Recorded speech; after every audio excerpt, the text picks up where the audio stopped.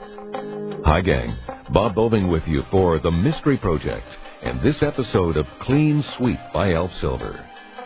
Roller coasters have nothing on the Marsden family when it comes to dips and peaks and swooping curves. One week, it's the struggle to make the mortgage payment and pray that the truck will start. Then suddenly, we find Bonnie and Ben in steady work together and a new car. There has to be a catch. The story is called Loose Lips, starring Deborah Allen as Bonnie Marsden and Richard Donat as Ben.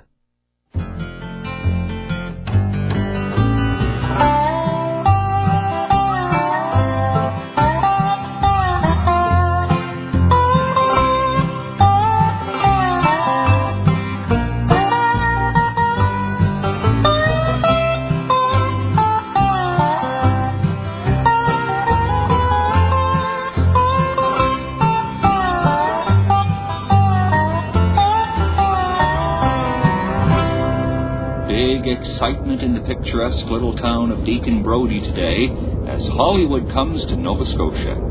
Shooting begins this morning on the Burton Schlemsky production of Young Goodman Brown from the book by Nathaniel Hawthorne. Well, seems to be a lot of Nathaniel Hawthorne around Nova Scotia these days. What kind of name is Scarlet Burton now Schlemsky? Young Goodman Brown. Well, it'd be two names, eh? Like Henry Burton and his partner Harvey Neighbors. Schlemsky. Oh. Folks around town will be out mowing their front lawns all day in hopes of catching a glimpse of the star William Hughes. Oh, he'll be There's an catching old song more than William wind. Hughes' mother used to sing to him. Well, I'm more excited about catching a glimpse of $200 a day just for driving from set to set. Is that right? Set. How would I know? See any number on those houses? 15. The information package says 21 blue and white. Oh, that must be it. Wonder if I got the air conditioning on too high. What time is it? 10 after 7. I'm supposed to pick him up at 15:15. Guess we should wait 5 minutes before knocking on his door. Nice little house to rent for a month. Must be 5, 6 bedrooms. Maybe he sleeps in a different one every night, so you'll only have to come in once a week and make all the beds at once. Oh, my God, here he comes. Oh, I kept him waiting. He's taller than he looks in the movies. Oh, I better get out. Mr. Marsden, I'm Bonnie Hughes. Mr. Hughes, I'm Bonnie Marsden. I'm your house cleaner. Call me Bill. Oh, and that's my husband, Ben. He's your driver. Oh, that's handy. Good morning, Ben. Yep. I'm afraid, Bonnie, you'll probably be finished long before Ben brings me home. Why don't you wait for him at the canteen tent? It should be on your map. Free food and hot and cold running caterers. Thank you. It's not my doing. You're on the shoot. Well, Ben, let's go make some magic.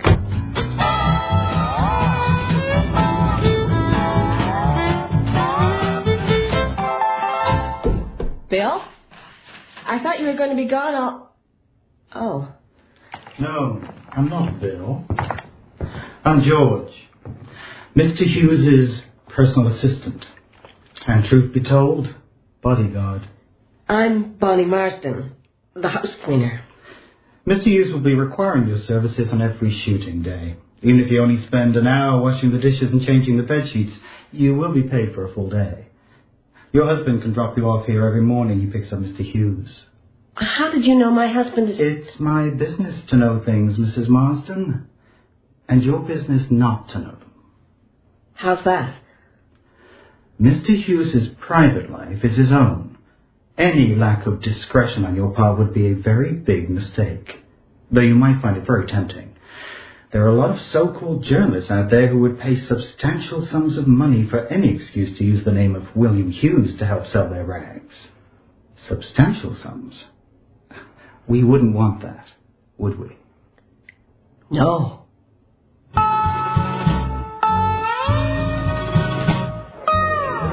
Anybody sitting here, ma'am? No? Don't mind if I do. No. No, I don't mind. Thank you. The rest of the people in here will thank you, too. Heard me tell the same story so many times, I'm just a boring old fart. You're not eating? No, I'd brought a bag lunch to work. I'm just waiting for my husband. What a waste. Well, I don't mean a waste that you got a husband. Though that, too. I mean a waste you don't take advantage of the catering. First thing to ask about any location shoot, to hell with the scenery and ambience. They got good food in that part of the world? I'm Bert. Bonnie. I'm just one of the house cleaners for the actors. Well, that ain't just, Bonnie. If somebody can't keep them babies' floors washed and diapers changed, the whole shoot goes to hell. So you're not one of the actors?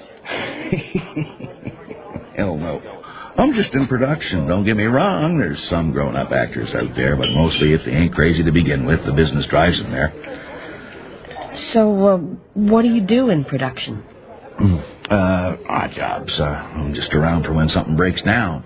I'm like the relief pitcher on the picture. No talent to speak of, but a lot of experience.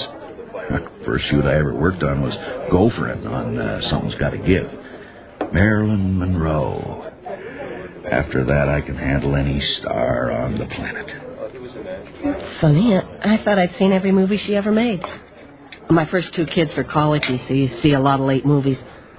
But I don't remember that one. It was never released. She went and snuffed herself.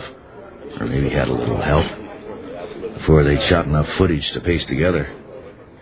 You know how they always talk about how vulnerable Marilyn Monroe was? How she had this wonderful, vulnerable quality on the screen. Well, let me tell you, honey, she's about as vulnerable as a barracuda. Anything she wanted, she got. And then there was this gaffer on that shoot. Had a wooden leg, and his girlfriend had a glass eye. And one time we was waiting around playing.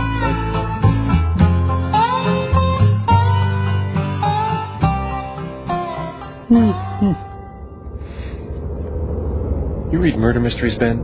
My wife does sometimes. Well, maybe Bonnie will like this one. It's not too awful. I read it today. Thanks. No point in keeping them around once you know who killed her. You read the whole book today? And half another one. You spend more time sitting around the Winnebago than in front of the camera. Must drive you batty. If you weren't to begin with. I get used to it. Oh, hell, I'm lucky to be working at all. You? Don't believe everything you read in the papers, Ben. This business is a crapshoot. And my last 2 starring vehicles crapped out. But I got a big one coming out next month. Maybe that'll turn things around. Bound to. Once you've had a taste of it, they got you. Once you've gotten used to being chauffeured around and 100 million people watching your face up on the screen, you think that's the way it's supposed to be.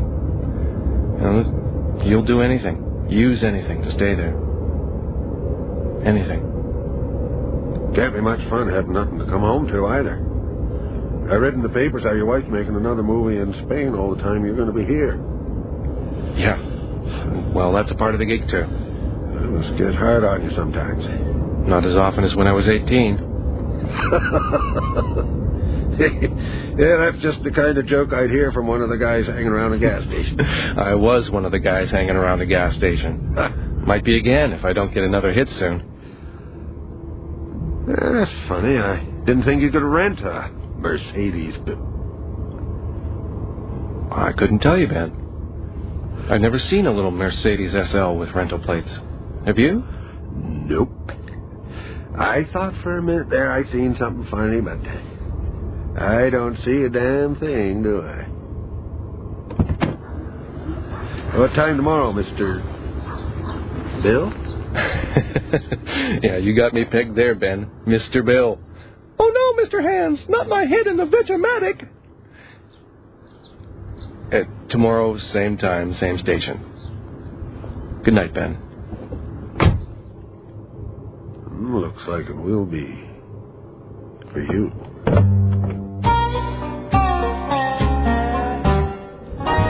I didn't know you could rent a Mercedes-Benz. I never had occasion to ask. Well, there it was, sitting in front of Bill Hughes' place. Little Mercedes sports car with rental plates. And sitting in it was a woman with platinum blonde hair and dark glasses.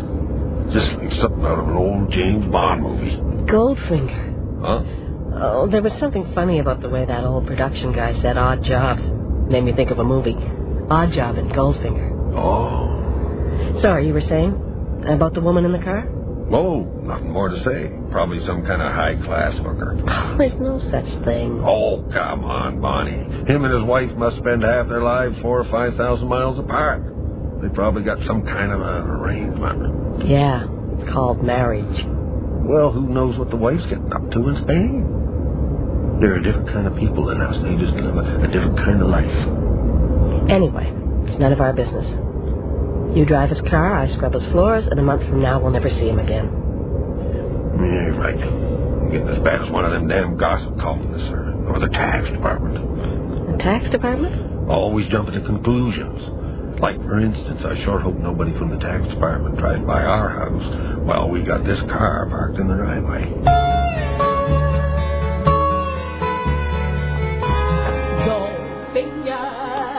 Pretty girls, beware of his heart of gold. What? He will turn... Oh, I'm sorry, I didn't... Oh, that's all right. What time is it? About 10:30. I'm the house cleaner. Yeah, I figured that out. I should hit the shower anyway, so just do what you're doing. You might want to change the sheets. Yeah, I might.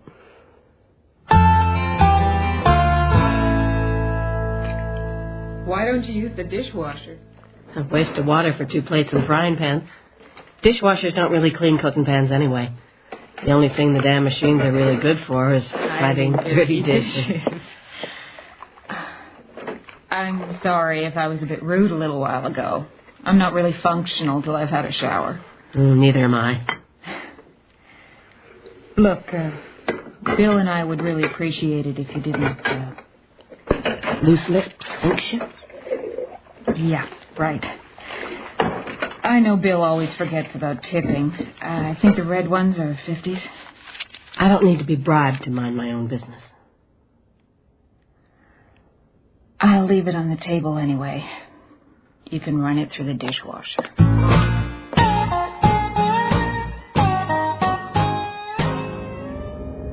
But the Mercedes wasn't there when I dropped you off this morning and picked up Bill. It was in the garage. I saw it going up the driveway.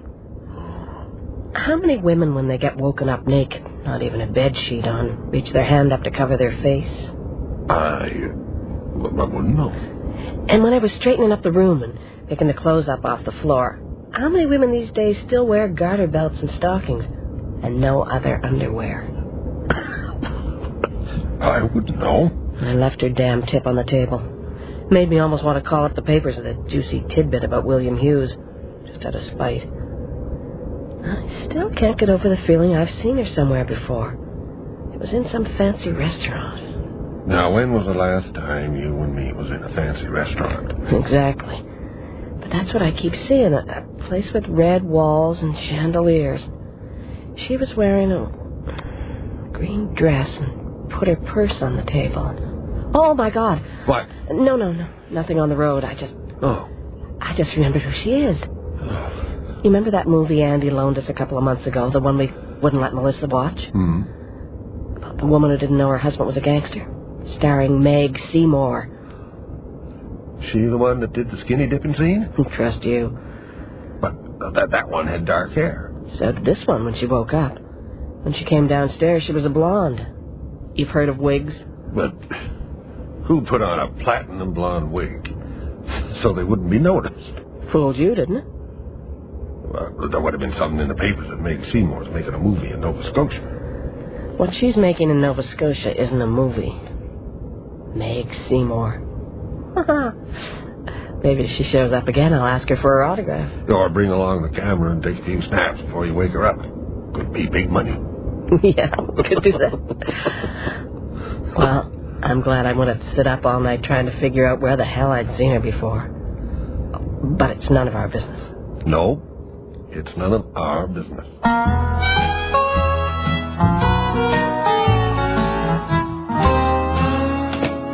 Ben? Yeah? I thought you were going to have a few beers at the fire hall. I had one.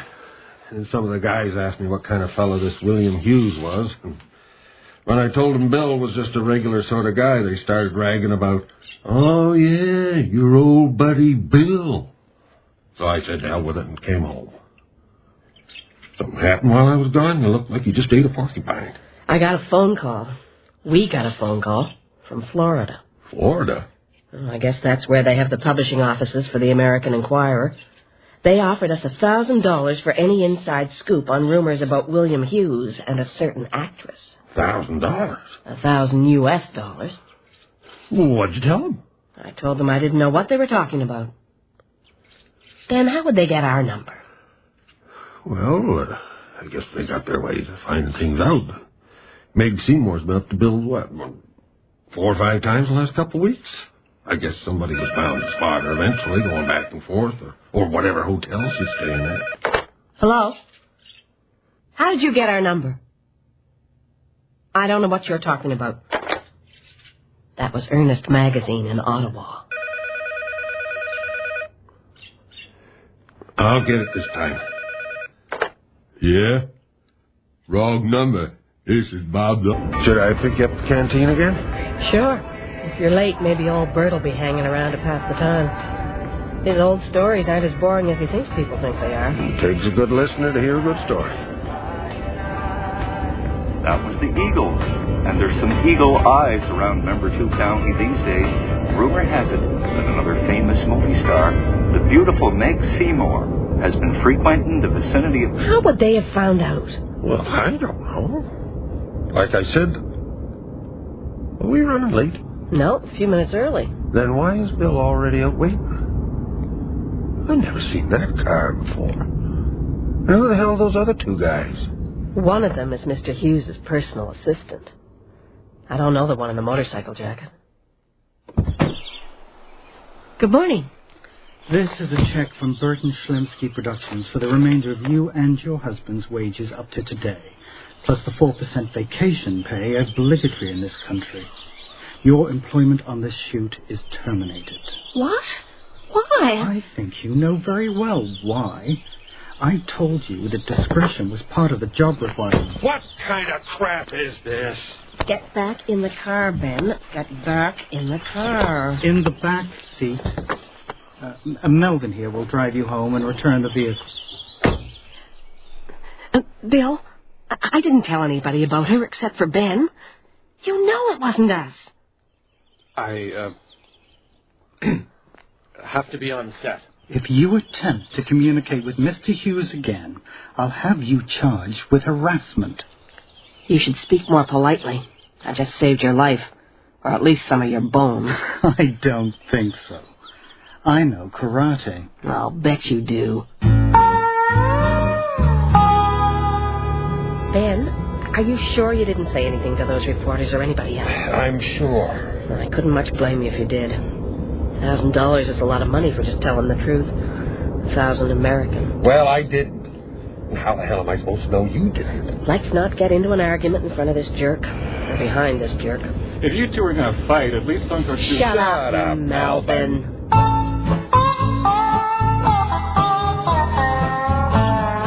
Bonnie, why don't you just come in and sit for a minute? I got some coffee on. I'll bring in the rest of the groceries. There is no rest of them. I just picked up a few things to get us through the next week or so till I can get back to my regulars. We still got money in the bank. That's for the mortgage. It was a long lineup at the checkout counter, so I had the time to flip through all the so-called newspapers. The ones that didn't have front-page headlines about Hughes Seymour love nest had it on the second page. Who could have told them? I don't think we'll ever know. For once, Bonnie, just leave it at that. Just shrug your shoulders and walk away. Hello? Oh, Mrs. Parker, thanks for returning my call. It looks like I'll be able to get back to doing your house sooner than I... But I didn't have anything to do with... But that's a... She hung up on me. What? Why? She saw the tabloids, too, and everybody knows we got fired off the movie shoot. Said she doesn't want somebody going through her house who'd gossip to the newspapers. What's old Elsie Parker been up to? This isn't funny, Ben. The reason people hire me instead of Shelley McDermott is if she finds a bit of spit while she's mopping up your floor, the whole county will get told you're dying of tuberculosis. Yeah, the biggest mouth in Membertou County. Second biggest, they'll say now. Or maybe third. That's it. I'm going back into town and find out who did collect that $1,000. Okay. And I'll come with you. No. Okay. But thanks for the offer.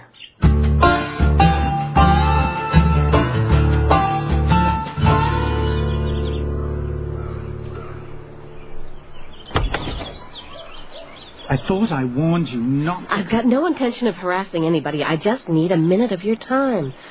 I know you don't believe it wasn't me or Ben that let the cat out of the bag. It's up to me to prove it. I just wondered if maybe you could think of anybody else who might have known that... Wait a minute. Isn't that Shelley McDermott doing the vacuuming? I believe her name is Shelley. Look, George, if you think you had trouble with me, they've gone and replaced me with the biggest mouth in Membertou County.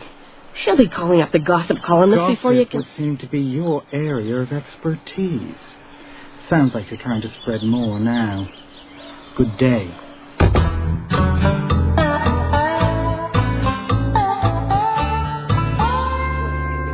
Bonnie, haven't seen you in here for a while. Oh, I'm not even supposed to be here. I got fired. What? I didn't know. Well, I guess I don't know everything that goes on around here. What the hell happened? You know the stuff that's all over the gossip columns about William Hughes and Meg Seymour? Yeah.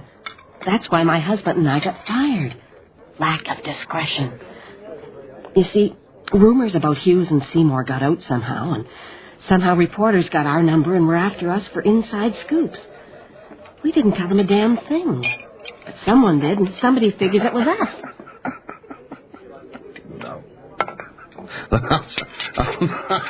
I'm sorry, Bonnie, but I know it's not a joke, but let me try and explain. I didn't know till you said, but yeah, it sounds to me like you got fired because of a lack in the discretion department. Wait till you get the lay of the land. The last 3 or 4 movies starring William Hughes have sunk like stone dogs. No audience, no press, no nothing. Ditto Meg Seymour. Both of them got big releases coming out in the next few weeks. And if they don't do decent business, their agents are going to be sucking around for guest villain on TV cop shows. So, hey, how's about Seymour and Hughes getting their names splattered across every tabloid in the country just before showtime? You mean they wanted us to? I told you it was a failure in the discretion department. Too much discretion. Mr. Hughes' people and Miss Seymour's people must have been very disappointed in the local yokel's failure to goose up the "We're just good friends" headlines. That's friggin' insane. You bet it is. Welcome to Hollywood, Toto. But it sounds like you and your husband did help him out. Gives the story a better spin if Hughes' people can say we fired the servants that leaked it. Servants? Hey, we all are, Bonnie, to somebody or other. Well, at least now I've got some kind of an explanation. Not that anybody will believe it when I try and tell them Ben and I can still be trusted. Look, it's too late to try and get you and your husband hired back on this shoot. A few more days and the circus packs up and moves on. But let me try and get the word around that you got screwed over. Talk to some people. Maybe something can get worked out. Thanks, Bert, for offering to try, but I doubt anyone would listen to you. Not after William Hughes and Meg Seymour and their people have put their spin on it. I can try.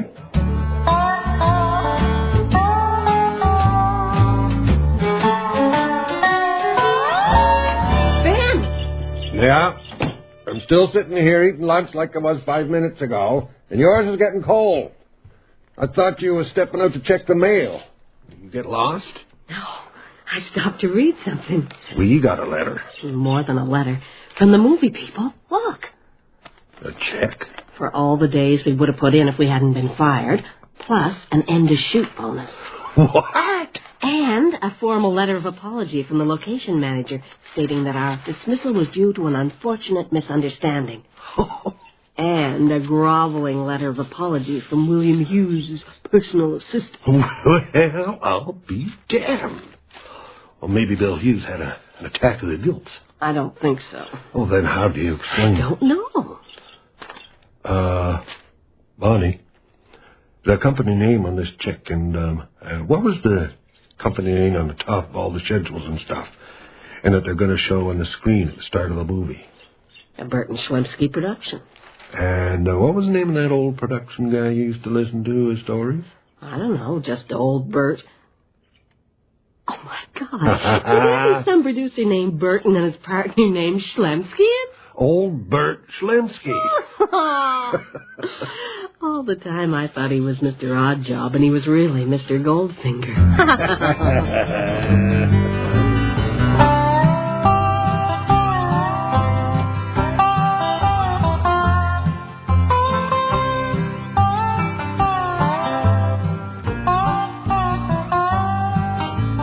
You've been listening to the latest installment of Clean Sweep by Elf Silver, who is this year's winner of the Thomas H. Riddell Award for Fiction. In this episode, which was called Loose Lips, you heard Deborah Allen as Bonnie, Richard Donat as Ben, David Christoffel as William Hughes, Richard Hadley as George, Martha Irving as Meg Seymour, George Jordan as the radio announcer, and Tom Gallant as Bert. The original music was composed by Scott McMillan and David McIsaac, and was performed by Gordon Stobie, Jamie Gatty, and Andre Lacroix, together with the two composers. The recording engineer was Pat Barton, with sound effects by Dermot Kenny. The associate producer was Peggy Hemsworth, casting by John Dunsworth and Alex Duncan. Clean Sweep is produced and directed in CBC Radio's Halifax Production Center by Bill Howell, the executive producer of The Mystery Project. I'm Bob Boving, thanking you for listening and inviting your comments.